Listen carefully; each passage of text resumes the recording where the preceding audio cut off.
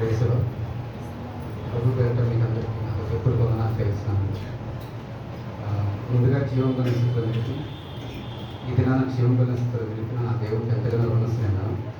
అవకాశం ఇచ్చిన సేవకులకి అమ్మగారికి నా హృదయపూర్వకంగా నాకు తెలుస్తున్నాను. ఒక చిన్న ప్రార్థన చేసుకుని మనం వాక్యదానంలోకి వెళ్తున్నాం. మహాపరిశుద్ధ ప్రేమల తండ్రి కృపగా వేసేందుకే ఉన్నమాన్ని తెలుసుకున్నాం ప్రభునైనా.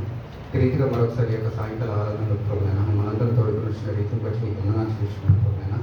మా జ్ఞానం కాదు, మా తెలివితేటలు కాదు ప్రభునైనా. మరి ఎందరైతే ఆశతో వచ్చారో ప్రభునైనా ఆ బిడ్డలైనా నీవే మాట్లాడడం ప్రభునైనా. ఆ బిడ్డలతో ప్రభావ నీవే సూటిగా స్పష్టంగా మాట్లాడడం ప్రభునైనా. అయ్యా మరి ఎటువంటి హృదయంతో అయితే వచ్చారో మాకేం తెలియదు, కానీ అదే హృదయంతో తిరిగి వెళ్ళకుండా నీ వాక్కును ప్రభునైనా మోసుకొని వాళ్ళ సంతోషంగా తిరిగి వెళ్తాను. నీవే సహాయం దయచేసి నీ వాక్కుని ప్రసాదించి నామాన్ని మాత్రం మహిమలకు ప్రభావం తెలుసుకున్నాను. యేసును లాంటి విగ్రహంతో వేడుకుంటున్నాం మా ప్రేమలో చెప్తాను.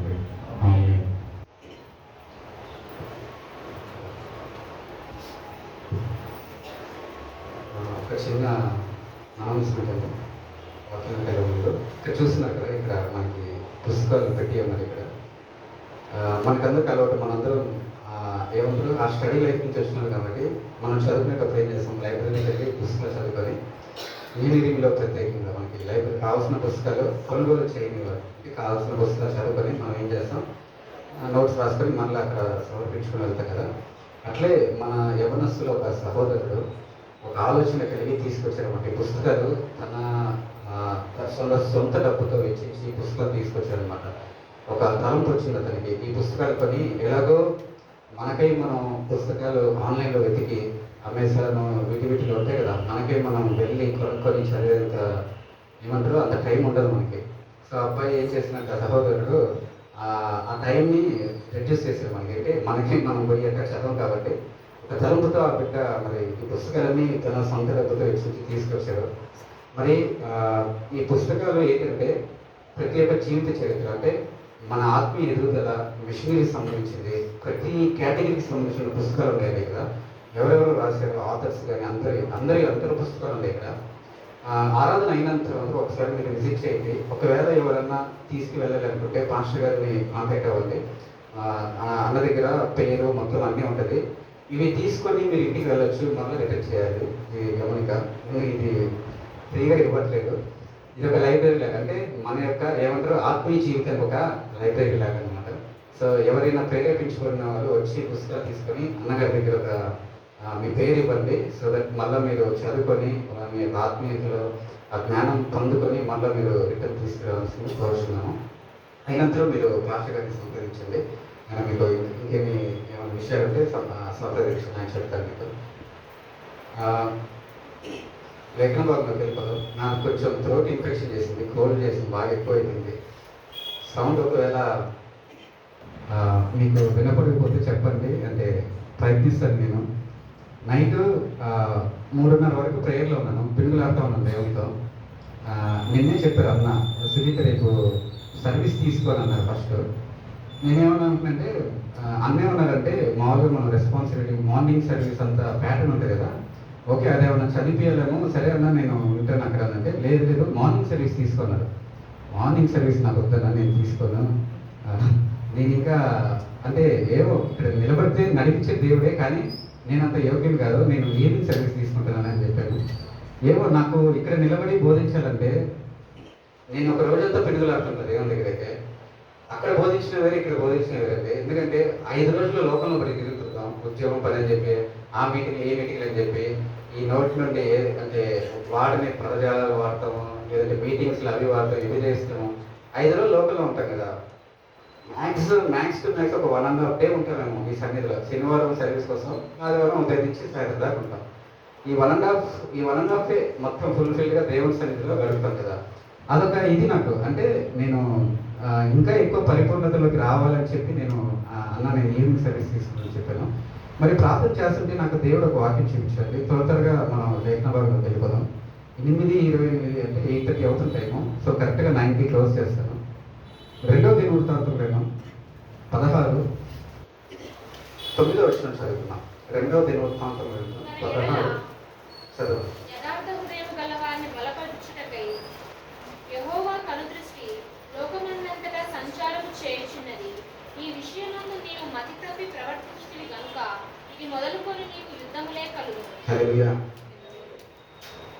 ఈ ఈ వాక్యం ఎందుకు చూపించామని చెప్పి నేను ఒక 2 సార్లు ప్రార్థన చేసి అడిగాను దేవుని.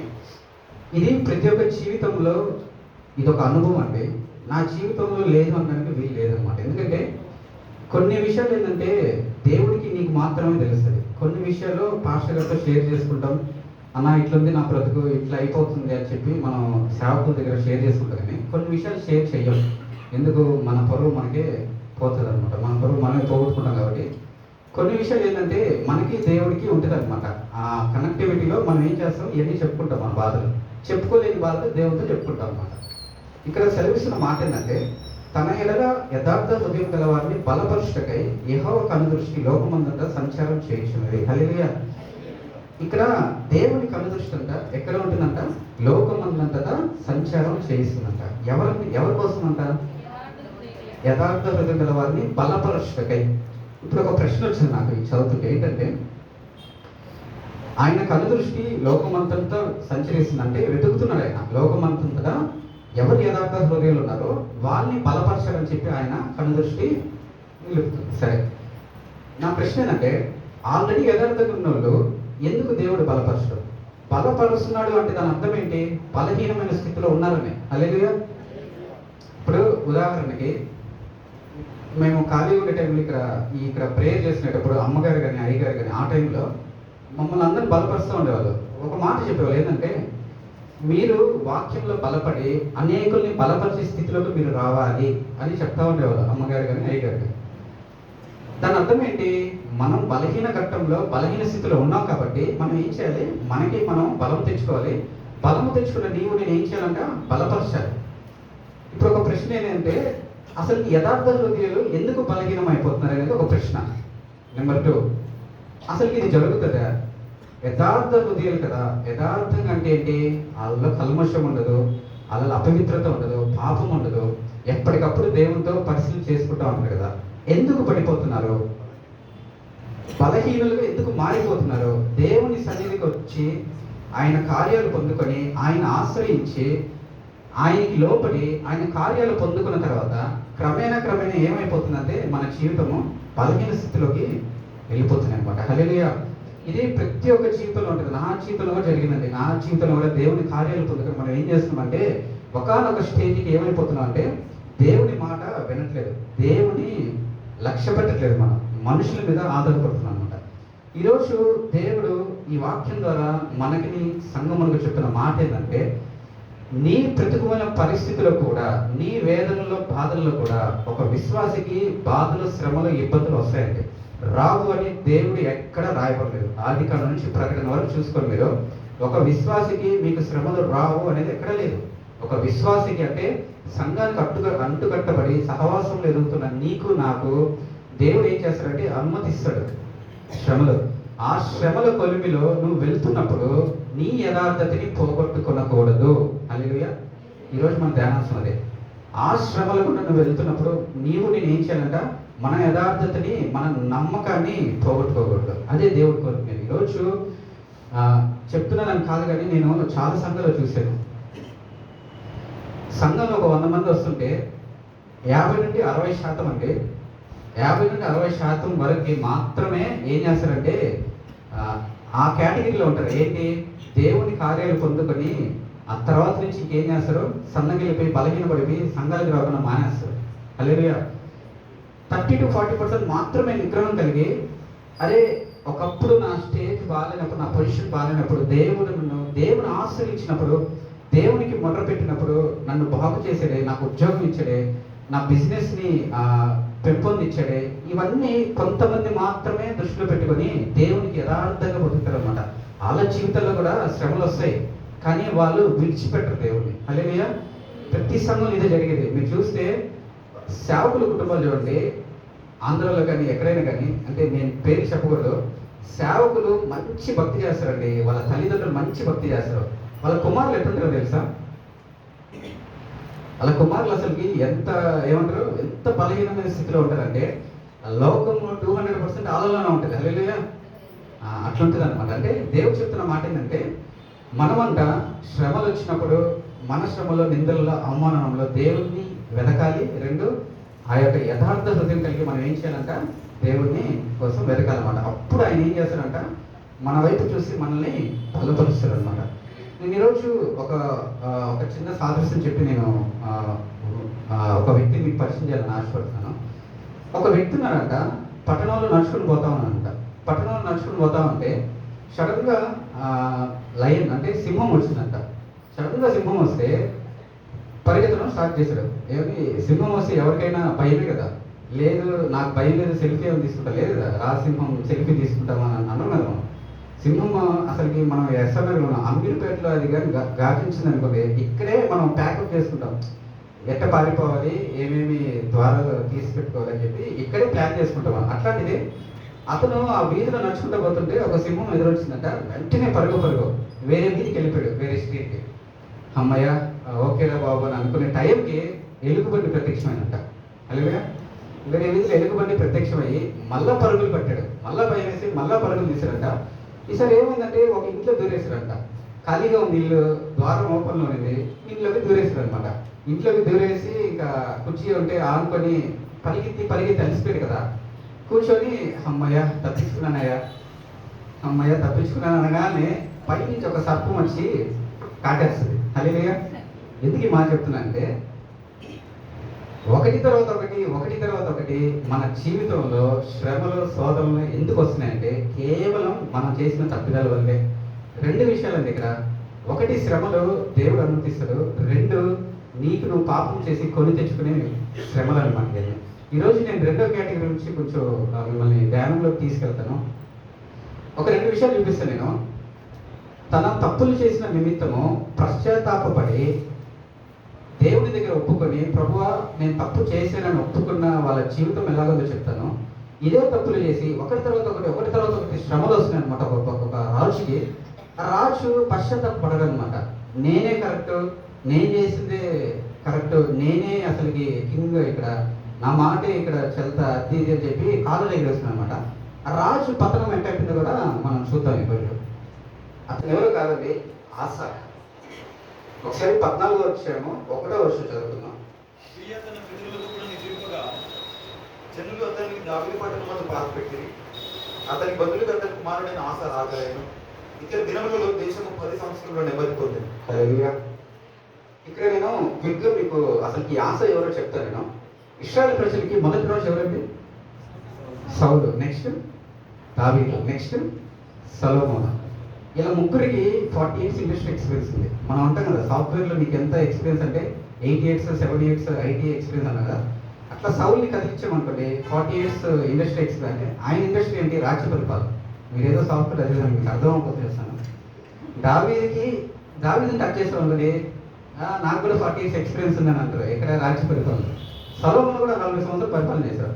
ఆ తర్వాత వచ్చిన ఆ రాజు ఎవరంటే రెహబాము. ఈ సొలొమోను తర్వాత ఏమైందంటే అప్పటిదాకా కలిసిమెలిసి పెరిగారు అన్నమాట ఇశ్రాయేలులో. 2 రాజ్యాలు విడిపోయినాయి అనమాట. రెహబాము కాలంలో 2 రాజ్యాలుగా విడిపోయినాయి. ఉత్తర రాజ్యంగా ఒక 10 గోత్రాలు వెళ్ళిపోయినాయి. ఒక 2 గోత్రాలు ఏమో దక్షిణ రాజ్యానికి వచ్చేసాయి అనమాట. ఈ దక్షిణ రాజ్యంలో ఎవరెవరు గోత్రాలు ఉంటాయంటే యోధా గోత్రము, బెన్యామీను గోత్రం. గుర్తుపెట్టుకోవాలి ఇవన్నీ. రెహబాము కాలంలో విడగొట్టబడ్డాయి, గోత్రాలని చల్లా చెదరైపోయినాయి, పాపం చేశారు, దేవునికి అపవిత్రత కలిగించి ఇష్టానుసారంగా బ్రతికారు. ఆడికి అయిపోయింది. రెహబాము కుమారుడు ఎవరంటే అబియా కుమారుడు ఎవరంటే ఆస. ఇప్పుడు మీరు వెనక్కి చదివితే అబియా కానీ రెహబాబు కానీ ఎవ్వరు కూడా భక్తిపరులు కాదండి. దేవుని దృష్టిలో బహు అసహ్యంగా జీవించినట్టే రాజులు. హల్లెలూయా. ఇప్పుడు నాకు ఒక ప్రశ్న. ఆస గురించి ఇక్కడ ఏం చెప్తున్నారంటే, అతని దినంలో దేశం 10 సంవత్సరాలు నెమ్మది పొందెను. ఆస తన దేవుడైన యెహోవా దృష్టికి అనుకూలంగాను యథార్థముగాను నడిచిన వారే. ఇప్పుడు ఆస దగ్గరికి వచ్చేటప్పటికి ఆస ఎట్ట బతికారంట? దేవునికి యథార్థంగా నీతిగా బతికారంట. నాకు ఒక ప్రశ్న వచ్చింది ఇక్కడ. తండ్రి భక్తిపరుడు కాదు, తాత భక్తిపరుడు కాదు, కొడుకు ఎట్లా వచ్చింది భక్తి? ఇప్పుడు ఇక్కడ చూస్తే నేను ఇందాక చెప్పాను కదా, సంఘంలో మన తల్లిదండ్రులు భక్తిగా ఉంటారు. మన జనరేషన్లో తల్లిదండ్రులు ఏం చేస్తారు? ఒక ఆలోచన చేసి హైదరాబాద్ పంపిస్తున్నారు. నా కొడుకు లేదంటే నా కూతురు ఒక మంచి ఉద్యోగం సంపాదించి వచ్చి మమ్మల్ని క్షేమంగా చూసుకుంటారని చెప్పి తల్లిదండ్రులు బహు ప్రార్థనాపూర్వకంగా ఏం చేస్తున్నారు, పంపిస్తున్నారు ఇక్కడికి. సేవకుల కుటుంబాలు కూడా చూడండి, సేవకులు మోస్ట్ ఆఫ్ ద సేవకుల కుటుంబాలు అండి 50% 50-60% వాళ్ళ కుమారులు కానీ భక్తిగా ఉండడం రేర్. మీరు పోయి చూసండి, అంటే ఇది అబద్ధం కాదు, రేర్. వాళ్ళ కుమారులు కుమార్తెలు భక్తిగా వాళ్ళు జరిగించిన పరీక్షల్లో కనీసం 10-20% కూడా ఫుల్ఫిల్ చేసే స్థితిగతుల్లో లేరు. ఇక్కడ చూస్తే మొత్తం రివర్స్. ఎవరి ఆశ తరంలో వాళ్ళ తండ్రి భక్తిపరుడు కాదు, వాళ్ళ తాత భక్తిపరుడు కాదు, ఆశ మటుకు మంచి భక్తిని కనపరిచింది అనమాట. అందుకని తన జీవితంలో 10 సంవత్సరాలు నెమ్మది ఉందని చెప్పి దేవుడు చెప్తున్నాడు అనమాట. ఇక్కడ దేవుడు మొత్తం ఏం మాట్లాడుతున్నాడంటే, ఆశ ఒక ప్రార్థన చేశాడండి, ఒక ప్రార్థన చేస్తాడనమాట. ఆశ తన జీవితం నెమ్మదిగా పోతా ఉంది. ఆయా అంటే ఆశ యొక్క పరిపాలనలో ఒక యుద్ధము జరగల. 10 సంవత్సరాలు నెమ్మదిగా ఉండింది, దేవుడి కృప ఉండింది, యథార్థంగా బతికాడు, నీతిగా బతికాడు.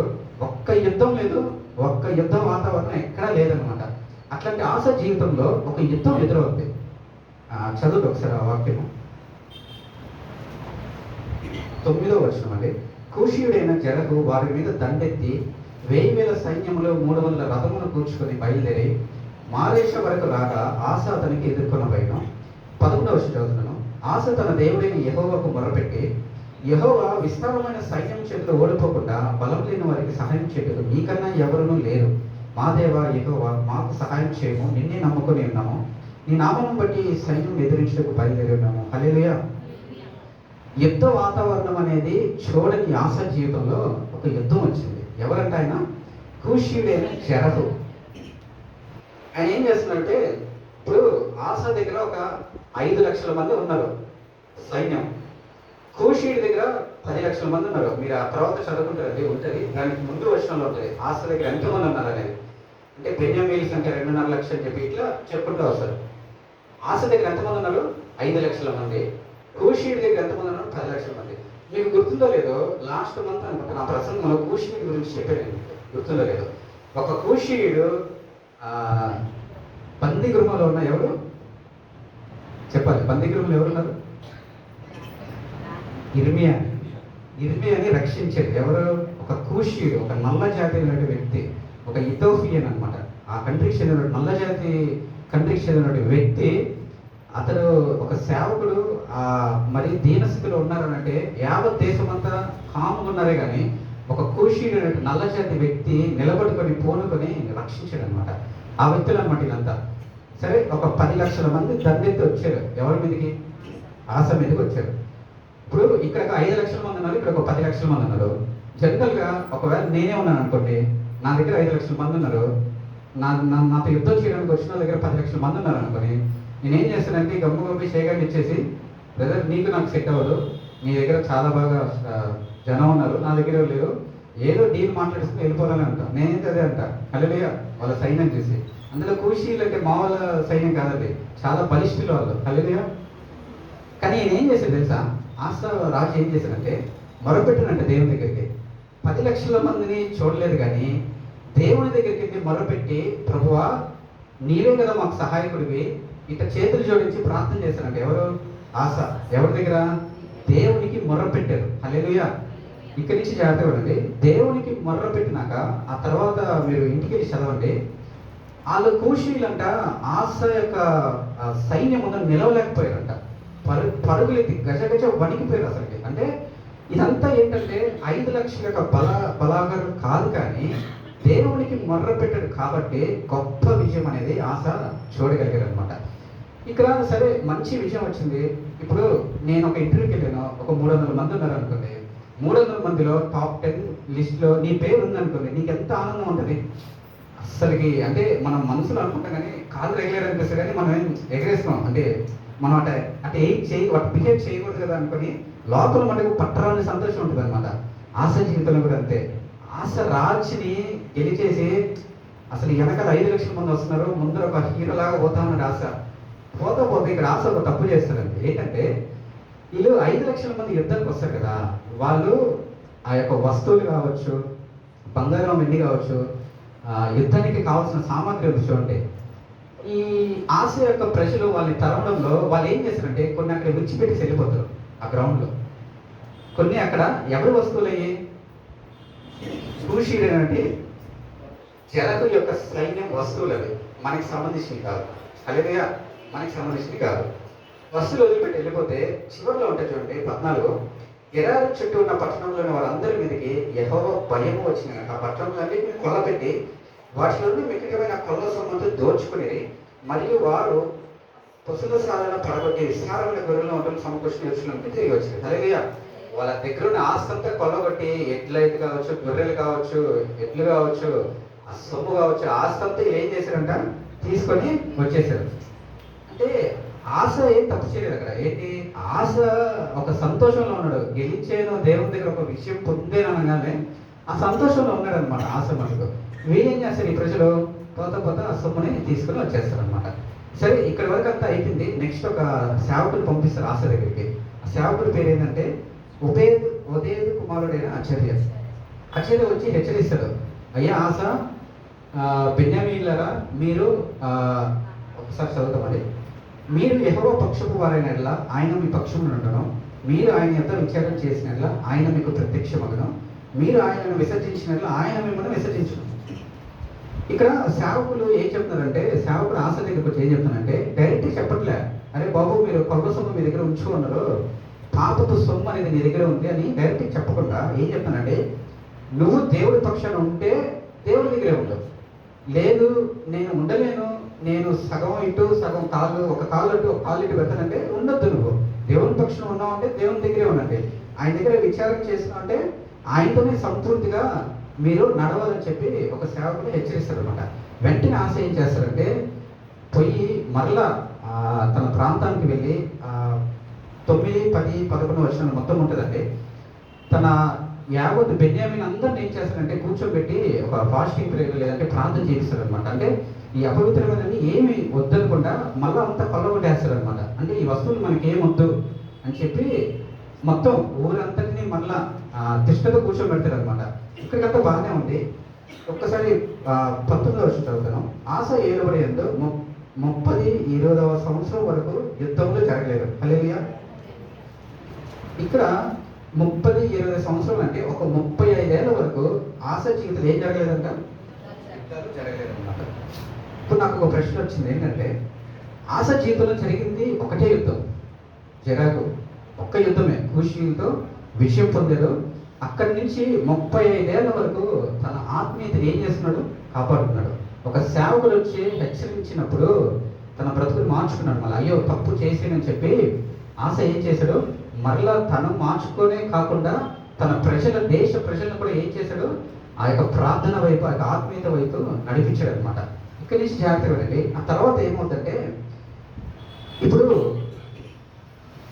ఆశ యొక్క తరంలో మంచిగా భక్తి చేస్తున్నాడు. ఈ టైంలో ఏమవుతుందంటే, ఏదైతే రాజ్యాలు విడిపోయి చెప్పేటండి, ఉత్తర రాజ్యం 10 గోత్రాలు ఏదైతే ఉన్నాయో వాళ్ళు క్రమేణా ఆశ యొక్క రాజ్యంలోకి రావడం స్టార్ట్ చేశారు. హల్లెలూయా. ఆశ యొక్క 35 ఏళ్ల చరిత్రలో యుద్ధాలు లేవు, దేవుని కాపుదల ఉంది, యథార్థంగా ప్రవర్తిస్తున్నాడు అని చెప్పి ఏ 10 గోత్రాలు అయితే విన్నారో ఆ విన్న ప్రజలు ఒక్కొక్కరు స్టార్ట్ చేయరు, ఇక్కడికి ఆశ దగ్గరికి రావడం స్టార్ట్ చేశారు అనమాట. మరి ఇక్కడ ఉంటే ఈ రాజు బాగా ఇబ్బంది పెడుతున్నాడు, మనం ఆశ దగ్గరికి వెళ్ళిపోదాం అని చెప్పి అక్కడ ఇశ్రాయేలు ప్రజలు ఏం చేస్తున్నారంటే ఆశ దగ్గరికి వస్తున్నారు అనమాట. ఇప్పుడు ఒక వైరం జరిగింది అనమాట. ఏంటి, ఎవరైతే ఆ ప్రజలు ఇశ్రాయేలు ప్రజలు వచ్చారో ఈ ఆశ దగ్గరికి, ఆ రాజు ఊరుకోడు కదా. ఇప్పుడు ఉదాహరణ చెప్తున్నాను, తెలంగాణ ఆంధ్ర విడిపింది కదా. ఇప్పుడు తెలంగాణ కూడా మనకేముంటుంది, ఉత్తర రాష్ట్రం అంటే పైన ఉంటుంది, ఆంధ్ర కిందే ఉంటుంది. హల్లెలూయా. నేను ఎగ్జాంపుల్ చెప్తున్నా అండి, ఇదేదో ఎగ్జాంపుల్ మాత్రం చెప్తుంది అర్థమని. ఇప్పుడు తెలంగాణలో పర్సన్స్ వచ్చి కొంత డబ్బు తీసుకొచ్చి కింద రాజ్యమైన ఆంధ్రాకి ఇచ్చారు అనుకోండి, తెలంగాణ వాళ్ళు ఊరుకుంటారా? వాళ్ళ మంత్రులు సీఏ ఊరుకుంటారని ఊరుకోరు. సరే ఆంధ్ర వాళ్ళు పోయినా తెలంగాణకి వెళ్ళినా ఆంధ్ర సీఎం ఊరుకుంటారా? ఊరుకోడు. ఇది ఎక్కడైనా కూడా సహజం అంతే. ఉత్తర రాజ్యం వాళ్ళు దక్షిణ రాజ్యానికి వస్తున్నారు. ఎందుకు? ఆశ పరిపాలన బాగుంది, ఆశ యథార్థంగా నడుస్తున్నాడు, ఆశ దగ్గర దేవుడి భక్తి ఉంది, మనం కూడా ఆ భక్తులు నడుద్దామంటే రాజు ఓర్చుకోలేకపోయారు. ఏ రాజు? ఉత్తర రాజు. ఉత్తర రాజు ఓర్చుకోలేకపోయారు అనమాట. ఆ రాజు పేరు కూడా ఉంటుందండి, బయేషా. హల్లెలూయా. ఇప్పుడు ఈ రాజు ఏం చేశారంటే ఒక మాస్టర్ ప్లాన్ చేశారు అనమాట. అరే నా దేశంలో ఉండే ప్రజలు ఒక్కొక్కరు ఆశ దగ్గరికి వెళ్ళిపోతున్నారని చెప్పి ఒక అడ్డు కూడా కట్టేస్తారు అనమాట. ఈ రాజ్యానికి ఒక అడ్డు కూడా కట్టేసి ఎవరిని రానికుండా చేసేస్తారు. ఇప్పుడు ఆశకు ఒక భయం మొదలవుతుంది. హల్లెలూయా. కానీ జాగ్రత్తగా ఉండండి. అడ్డు కూడా కట్టగానే ఇంకా బయస్ ఏం చేస్తారంటే ఇతని దగ్గరికి యుద్ధానికి పోదామని చెప్పి ప్రకటించినాక ఆశ భయపడతారండి. ఆశ భయపడి ఏం చేస్తారంటే 16వ అధ్యాయము ఒకసారి 1వ వచనం చదువుతాను. ఆశ ఏలుబడి యందు 36వ సంవత్సరమున ఇశ్రాయేలు రాజైన బయష యూదా వారి మీద దండెత్తి బయలుదేరి యూదా రాజైన ఆశ యొక్క రాకపోకలు జరుగుకుంటూ రామాను కట్టింపగా ఆశ యెహోవా మందిరమును రహస్య నగరంలో ఉన్న బొక్కసములలోని వెండి బంగారమును తీసి దమస్కులో నివాసం చే సిరియా రాజుకు బెన్హదదు నొద్దకు దూతలను పంపించి నా తండ్రికి నీ తండ్రికి కలిగినట్టు నాకు నీకును సంధి చేసుకోండి. హల్లెలూయా. క్లుప్తంగా చెప్పేస్తాను. బయష రాజు దండెత్తి వస్తున్నారు ఇక్కడికి ఆశ దగ్గరికి. ఒక ప్రాకారం కట్టేశాడు. యుద్ధం కోసంగానే ఆశ భయపడిపోతాడు. భయపడిపోయి ఎవరి దగ్గరికి సహాయానికి వెళ్తారు తెలుసా? దమస్కులోని సిరియా రాజుకు బెన్హదదు. అతను అన్యుడు. ఇప్పుడు ఆశకి భక్తి జీవితం లేదా? 35 years ఇండస్ట్రీ అండి. 35 years ఆత్మీయతను కొనసాగించాడు ఆయన. అటువంటి ఒక దేవుని బిడ్డ ఎక్కడికి వెళ్ళాడంట సహాయం కొరకు? ఒక అన్యుడు, ఒక సిరియా రాజు అంటే బెన్హదదు గురించి ఆమోస గ్రంథంలో ఉంటుంది. ఇంటికి వెళ్ళి చదువుకోండి. బెన్హదదుని ఒక ముక్కలుగా చేస్తాడు వాళ్ళ రాజ్యాన్ని దేవుడు విచ్చలవిడిగా చేస్తాడు అనమాట. అంటే అటువంటి గర్విష్ఠులు అనమాట. ఎవరు? ఈ బెన్హదదు వాళ్ళ యొక్క తరం వాళ్ళు అనమాట. అటువంటి రాజు దగ్గరికి ఈయన ఏం చేశాడంట సహాయం కోరి వెళ్ళాడు అనమాట. ఇక్కడి నుంచి ఆయన పతనం స్టార్ట్ అవుతుంది. హల్లెలూయా. ఇక్కడి నుంచి ఆయన పతనం స్టార్ట్ అవుతుంది. ఎవరి? ఆశ. అప్పుడు దాకా యథార్థంగా కొనసాగించాడు. అప్పుడు దాకా తన బ్రతుకుని దేవుని దగ్గర నీవే నయ్యా నాకు అని చెప్పి చేతులు జోడించి మరి యుద్ధంలో గెలిచిన వ్యక్తి ఆ టైంలో 36వ ఏట దేవుడు గుర్తురాదు. హల్లెలూయా. మొత్తం పలుకుబడి వచ్చేసింది, ఆస్తి వచ్చేసింది, ఎడ్లు గొర్రెలు ఆస్తి కొల్లగొట్టిన సొమ్ము అన్నీ ఉన్నాయి ఎవరి దగ్గర? ఆశ దగ్గర.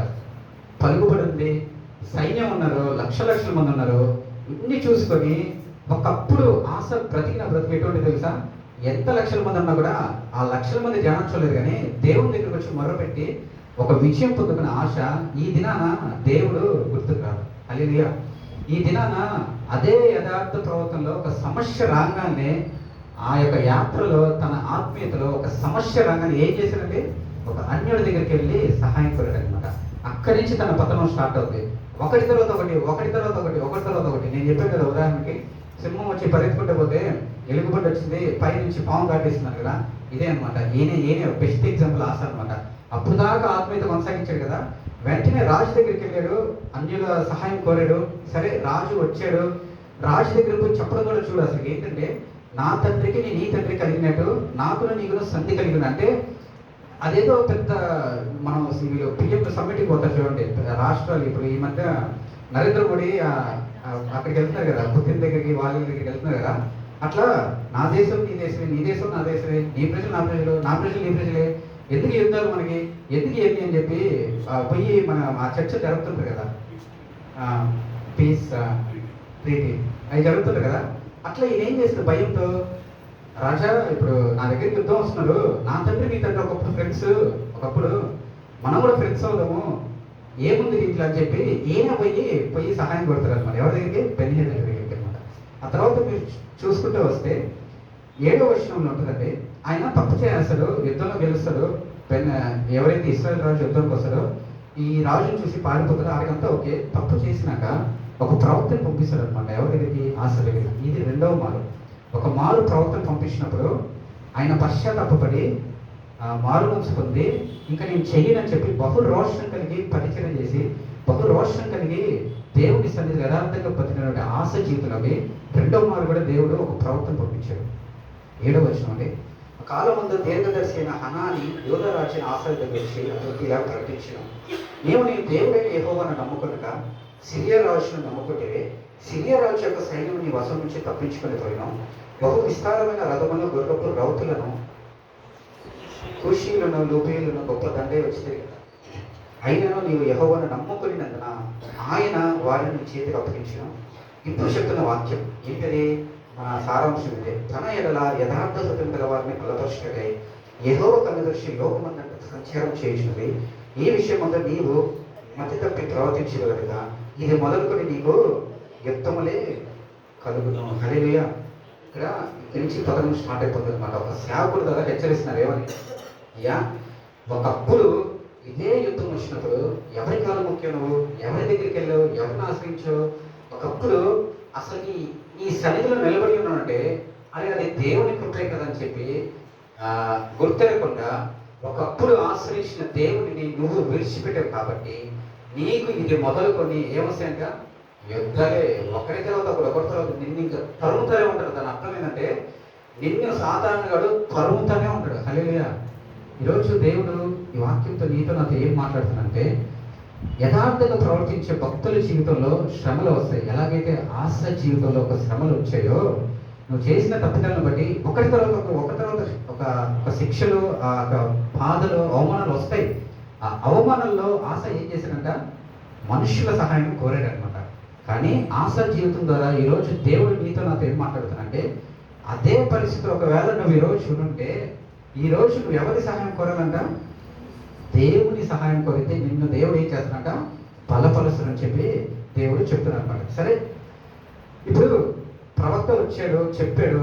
ఒకవేళ అనుకోండి, జస్ట్ ఇమాజిన్ చేసుకోండి, ఒకవేళ ఫస్ట్ ప్రవక్త వచ్చినప్పుడు పశ్చాత్తాపం పొందారు కదా, ఈ ప్రవక్త వచ్చినప్పుడు కూడా ఒకవేళ పశ్చాత్తాపం పొంది ఉంటే ఈ బ్రతుకుండేది కాదేమో. తర్వాత జీవితంలో క్షీణించిపోయాడు. ఆయన కాలుకి జబ్బు వచ్చేసి ఆయన బ్రతుకు చెల్లా చెదరైపోయింది అనమాట. అంటే నేను అనుకుంటాను అనమాట, అరే ఒకవేళ పశ్చాత్తాపడి ప్రభువా నేను తప్పు చేశానని మోకరించి కానీ ప్రార్థన చేస్తుంటే నెక్స్ట్ దావీదు అయ్యేవాడు. ఎవరు? ఆశ. హల్లెలూయా. ఏమంటే దావీదు బెత్షెబతో పాపం చేసినప్పుడు సేమ్ ప్రవక్తని పంపిస్తాడు. ఎవరిని? నాతాను ప్రవక్తని పంపిస్తాడు అనమాట. ప్రవక్తను దావీదు దర్జాగా పాపం చేసి సోఫాలో కూర్చోమంటాడు. సోఫాలో కూర్చొని దర్జాగా వస్తుంటే ప్రవక్త వస్తాడనమాట. ప్రవక్త వచ్చి, దావీదు నువ్వు పాపం చేసావని చెప్పి దావీదు చేసిన పాపాన్ని ప్రవక్త ద్వారా బహిర్గతం చేస్తాడు దేవుడు. హల్లెలూయా. బహిర్గతం చేసినప్పుడు దావీదు ఏం చేశాడంటే, దావీదుకి అట్లా పాస్టర్ గారు పిలవాలి, మీరు నా దగ్గరికి వచ్చి ఏం దగ్గర చెప్తున్నారు, నా పరువు పక్కన మీరు వెళ్ళని చెప్పాల. పాస్టర్ గారు వచ్చి ఒక హెచ్చరిక చేసినప్పుడు పాస్టర్ గారు వచ్చి ఒక దర్శనంతో నీకు నీ యొక్క భావ నిమిత్తం లేదంటే నీ ఆత్మీయ జీవితం ఆ ఎదుగుల నిమిత్తం ఒక పాస్టర్ గారు వచ్చి హెచ్చరించినప్పుడు దావీదు ఏం చేశాడండి, పశ్చాత్తాపడ్డాడు. హల్లెలూయా. దావీదు చరిత్రలో నిలిచిపోయాడు. హల్లెలూయా. ఆశ చరిత్రలో కుప్పకూలిపోయాడు. హల్లెలూయా. ఆశ దగ్గర కూడా ప్రవక్తను పంపించాడు, పాస్టర్ని పంపించాడు అనమాట. కానీ ప్రవక్త మాటల్ని చెవిని పెట్టాల. ప్రవక్త మాటని చెవిని పెట్టిన సంగతి తర్వాత పక్కన పెడితే చెప్పిన ప్రవక్తని ఆయన జైల్లో పెట్టి చేశాడు. ఎవరు? ఆశ. ప్రవక్త ఏదో 4 మాటలు చెప్పాడు, వినాలి కదా. పాస్టర్ గారు మనకి చెప్పే మాటలు ఏంటంటే మన ఆత్మ ఎదుగుదలకి మనం ఏం చేస్తుంటాం, కొన్నిసార్లు పెడచేయడం పెడతాం. ఇప్పుడు కొన్ని సందర్భాలు నేను ఓపెన్గా చెప్పను, కానీ మీకు తెలుసు, అవి మీకు తెలుసు. పాస్టర్ దగ్గరికి వచ్చి ప్రార్థన చేసుకున్న రోజులు ఎన్నో ఉన్నాయి. పాస్టర్ గారు దానికి ఏం చేస్తారు, ప్రార్థన చేసి ఇది వద్దు, ఇది వద్దు, అంటే ఇది ఇట్లుంటే బాగుండదు, నీ యాత్ర బాగుండదు, నీ ఆత్మీయతతో సన్నగిలిపోతావు అని చెప్పి ఏదన్నా ఒకటి చెప్పారనుకోండి, నచ్చవయ్యి. హల్లెలూయా. విశ్వాసానికి నచ్చవు కొంతమందికి. ఈ రోజుల్లో చాలామంది ఉన్నారు, పాస్టర్ గారు ఏంటంటే విలువ కూడా మాట్లాడతారు అనమాట. అదే పాస్టర్ గారు ఏం చేస్తారంటే ఇక్కడ జరుగుతున్న సన్నివేశాలండి ఎన్ని ప్రాక్టికల్ జరుగుతున్నాయి. మరి మీకు తెలుసో లేదో తెలియదు, కానీ పాస్టర్ ఏమన్నా ఎక్కువ మాట్లాడారు అనుకోండి, కొన్ని కమిటీస్ ఉంటాయి సంఘాల్లో. ఆ కమిటీస్ ఏం చేస్తాయంటే పాస్టర్ని తీసేస్తారు. అంటే వాళ్ళ ఇష్టం, అది దేవుని నిర్ణయం కాదు, ఇంకెవరి నిర్ణయం కాదు, వాళ్ళ ఇష్టం అనమాట. అంతా పార్లమెంట్ లాగా వాళ్ళ చర్చలు జరుపుకొని ఆ చర్చలకి రిజల్ట్ ఏమొస్తుందంటే అవుట్ ఆఫ్ స్టేషన్. ఎవరు? పాస్టర్ గారు. ఇట్లా జరుగుతున్నాయి. మరి మీకు తెలిసలేదు నా దగ్గర, నేను చాలా చూసాను ఆంధ్రాలో. అంతెందుకు మేము మీ పేరు చెప్పుకోరు కానీ, చర్చి పేరు చెప్పుకోరు కానీ, నేనుండే సరౌండింగ్స్ చాలా చూసాను అనమాట మా నెల్లూరులో. హల్లెలూయా. ఈరోజు జరుగుతున్న నాకు అప్పుడు అనిపిస్తుంది, నేను ఎప్పుడు వాక్యం వచ్చినా అదే పాత నిబంధనే తీసుకుంటారు. ప్రభు వీళ్ళు తిట్టుకుంటారేమన్నా, అసలుకి పాత నిబంధన గురించి ప్రతిసారి అదే చెప్తాను, తిట్టుకుంటారేమంటే నేను అంటే నాకు పాత నిబంధన కొత్త నిబంధన రెండు ధ్యానిస్తానండి. కానీ పాత నిబంధన నేను ఎందుకు ఎక్కువ స్ట్రెస్ చేస్తానంటే, మన జీవితం యొక్క ప్రాక్టికల్ ఎక్స్పీరియన్స్ పాత నిబంధనలు ఉంటుంది. మీరు కానీ కరెక్ట్గా చదివితే నువ్వు ఈ దినాన ఏ స్థితిలో ఉన్నావో అది పాత నిబంధన చూపిస్తుంది నీకు. హల్లెలూయా. పాత నిబంధన అంటే ఎట్లాగంటే నువ్వు అద్దం ఇట్లా పెట్టుకొని నీ ఫేస్ చూస్తున్నావు అనుకోండి, ఎక్కడెక్కడ ఏమేమి ఉండయో మొత్తం కనబడతాయి. కానీ అద్దం నీకు తెలిస్తే నీ ఫేస్కి మచ్చలు పోతాయా? పోవు కదా. కానీ నువ్వేం చేయాలా? ఆ పాత నిబంధన అట్లాంటిదే. నీలో ఉండే పాపాన్ని ఎత్తి చూపించాలి. నువ్వు ఏ స్థితిలో ఉన్నావు, నువ్వు ఇప్పుడు నీ యథార్థత కలిగి జీవిస్తున్నావా, నువ్వు ఏ స్థితిలో చూపించేది ఏంటంటే పాత నిబంధన చదవాలా. భక్తులు ఎంతోమంది భక్తులు ఉన్నారు ఇక్కడ, ఎంతోమంది భక్తులు. మీరు కానీ కరెక్ట్గా కానీ చదివితే మీ జీవితాన్ని స్పష్టంగా చూపిస్తారు దేవుడు. అంతే. నేనైతే ఇది చదివి ధ్యానించినప్పుడు ఇది నా జీవితం, ఒకప్పుడు నా జీవితం ఇది, నేను తర్వాత పశ్చాత్తాపడి దేవుడికి వచ్చినాక నా జీవితం మార్చుకున్నాను, దేవుడు కృప పొందుకున్నాను. అదే యథార్థత, అదే నమ్మకంతో నేనైతే ఇప్పుడు 8.5 సంవత్సరాలు అనుకుంటున్నాను. అంటే పుట్టుకతో క్రైస్తవునే, కానీ ఒక 9 ఏళ్ళ నుంచి నిజమైన భక్తి చేస్తున్నాను నేనైతే. ఆ 9 ఏళ్ళ నుంచి నేను నిర్ణయం తీసుకొని అదే నిర్ణయంలో నేను ముందుకు వెళ్తా ఉన్నాను. హల్లెలూయా. ఈరోజు నేను 2 విషయాలు మీ ముందు ఉంచాను. ఒకటి ఆసా జీవితము, దావీదు జీవితం. ఇంకొకరు కూడా ఉన్నారు, టైం లేదు కాబట్టి. ఎవరంటే బాప్తిస్మం ఇచ్చి యోహాను కూడా. ఆయన కూడా వెళ్ళాడు ఎవరి దగ్గరికి? హేరోదు దగ్గరికి వెళ్ళాడు హెచ్చరించడానికి. ఏమని తెలుసా? ఆ ప్రవక్త పాస్టర్ గారి యొక్క తల తీసి ప్లేట్లో రక్షించి పంపించారు అనమాట. హల్లెలూయా. అంటే ఇట్లా జరుగుతున్నాయి అనమాట. రానున్న రోజుల్లో ఇవి ఇంకా జరుగుతాయి, ఇంకా ఎక్కువ జరుగుతాయి అనమాట. సో మనం ఏం చేయాలంటే ఒకటే గుర్తుపెట్టుకోవాలి, మనం జాబ్ ఇచ్చిన దేవుడు జాబ్ తీసేయడానికి అధికారం ఉంటే లేదా? తీసేస్తాడు. నీకు ఆస్తి, నీ యొక్క బిజినెస్ కావచ్చు, ఏదైనా కావచ్చు, నీ జీవితాన్ని అభివృద్ధి చేసిన దేవుడు మళ్ళా కింద స్థితికి తీసుకెళ్తగలరా లేదా? ఆయన సామర్థ్యత ఉందా లేదా? ఇది గుర్తుపెట్టుకోవాలి మనం. ఆశ ఇది గుర్తుపెట్టుకోవడంలో ఫెయిల్యూర్ అయ్యాడు, అట్టర్ ఫ్లాప్ అయ్యాడు ఆశ జీవితంలో. దేవుడే మొత్తం 35 ఏళ్ళు తన ఆత్మీయ యాత్ర నడిపిస్తున్నాడు. దేవుడు లేకపోతే నాకు ఈ జీవితం లేదు అని అనుకోలేదు ఆశ అటు అనుకోలేదు అనమాట. అరే దేవుడి రాజ్యం ఇచ్చిన దేవుడే, దీన్ని తీసివేయ సామర్థ్యం దేవుడికి ఉంది కదా అనేది మర్చిపోయాడు ఆశ. అదే దావీదు గుర్తుపెట్టుకున్నాడు. అరే అవును కదా, దావీదు మైండ్ పోయింది అసలు. నాతను ప్రవక్త చెప్తున్నప్పుడు నిజమే కదా, ఈ రాజ్యం ఇచ్చింది నా దేవుడే కదా, నేను తప్పు చేశానని చెప్పి 51వ కీర్తన ఒకసారి చదవండి. ఎంత పశ్చాత్తాపడతారంటే ఆ పశ్చాత్తాపడిన దాంట్లో 1% కూడా ఆశ చేయలే. ఇంకా ఆయన జైల్లో పెట్టించి ఇంకా దేవుడి మీద ఒకరి తర్వాత ఒకటి కాలంలో ఒక జబ్బు వస్తుంది. ఆశకి జబ్బు వచ్చిన తర్వాత ఆ తర్వాత చచ్చిపోతాడు అనమాట. అంటే చచ్చిపోయేటప్పుడు కూడా ఆయన ఏంటంటే దేవుణ్ణి జ్ఞాపకం చేసుకునేది అనమాట. రోజు మనం ఒకటి గుర్తుపెట్టుకోవాలి. ఇప్పుడు మనం ఒక బండి తోలుతూ ఉంటాము. బండి తోలుతూ ఉంటే ఏదైనా ఇనప కంప గుచ్చుకుంది అనుకోండి, ఏం చేస్తాం? టక్ టక్ టక్ టక్ అంటది ఏదైనా గుచ్చుకుంటే. ఆ టక్ టక్ టక్ టక్ సౌండ్ బాగుందని చెప్పి అట్టే పోతూ ఉంటాం బండి మీద. లేదు కదా, బండి ఆపి సైడ్ ఆపి ఆ ముళ్ళును తీసి ఏం చేస్తాము? అది పక్కన పడేసి సౌండ్ రానికుండా చేస్తున్నాము. ఆత్మ జీవితంలో అంతే. ఆశ జీవితంలో కూడా ఒక ముళ్ళకంప అంటుకుంది, కానీ అతను ఏం చేస్తాడంటే ఇదే బాగుందని చెప్పి తన జీవితాన్ని ముందు కొనసాగించాను అనమాట. మీకు కూడా ఉండుండొచ్చు, ఒకవేళ భక్తిలోకి వచ్చి 8 ఏళ్ళు అయ్యొచ్చు, 3 ఏళ్ళు అయ్యొచ్చు, 4 ఏళ్ళు అయ్యొచ్చు. కానీ ఆశ యొక్క భక్తి జీవితం ఎన్ని సంవత్సరాలు అంటే 35 సంవత్సరాలు అంటే మామూలు విషయం కాదండి. ఆత్మీయతలు ఎంత యథార్థం ఉందంటే అంతే దిగజారి క్షీణించిపోయాడు ఆశ జీవితం. రోజు దేవుడు గుర్తు చేసినట్లయితే ఏం సగమా? ఒకవేళ నువ్వు కూడా అదే స్థితిలో ఉంటే, ఒకవేళ ఆశ వలె నేను ఒకప్పుడు బాగున్నాను, దేవుని ఆశ్రయించాను, దేవుని ఉద్యోగం పొందుకున్నాను, దేవుడు నేను పెళ్లి విషయం ప్రార్థన చేసినప్పుడు నాకు మంచి భాగ్యస్వామి ఇచ్చాడు, లేదంటే మరి ఈ ప్రార్థన అవసరంతో నా దేవుడు నన్ను రక్షించాడు, నా దేవుడే అని అనుకున్న ఒకవేళ ఈ రోజున ఏదో కొన్ని పరిస్థితుల్లో ఒకవేళ నువ్వు బలహీనపడి ఉండొచ్చు. కానీ దేవుడు చెప్పిన మాట ఏంటంటే ఆశ వలె నీవు ఏం చేయాలంట? దేవుని దగ్గర విరుద్ధంగా ప్రవర్తించి ఇతరుల సహాయము కోరకూడదు. హల్లెలూయా. నెంబర్ 2, అదే యథార్థత. ఒకప్పుడు దేవుడు నా బ్రతుకును మార్చాడని చెప్పి గుర్తెరిగి దావీదు వలె పశ్చాత్తాపడి మన జీవితాన్ని మనం ఏం చేయాలంట? ముందుకి కొనసాగించుకోవాలి. దేవుడి మాట్లాడినట్లు దీనికి ఆశీర్వదించినాక చిన్న ప్రార్థన చేసుకున్నామని అందరూ కూడా ఒక చిన్న ప్రార్థన చేసుకోండి. మన ముందు ఆశ జీవితము, దావీదు జీవితం ఉంచాడు దేవుడు.